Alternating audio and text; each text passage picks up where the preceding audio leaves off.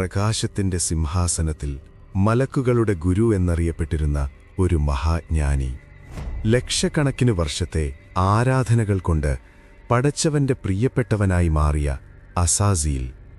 പക്ഷേ ഒരൊറ്റ നിമിഷം കൊണ്ട് അവൻ ശപിക്കപ്പെട്ടവനായി മാറി.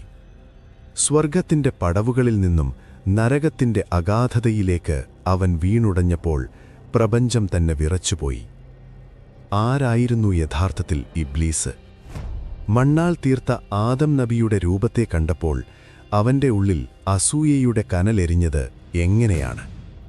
സ്വർഗലോകത്തന്ന് നടന്ന ആ വലിയ വിപ്ലവത്തിന്റെയും വെല്ലുവിളിയുടെയും കാണാപ്പുറങ്ങൾ. ഓരോ മനുഷ്യനും അറിഞ്ഞിരിക്കേണ്ട ആ പതനത്തിന്റെ മഹാചരിത്രം നമുക്ക് കേട്ടു തുടങ്ങാം.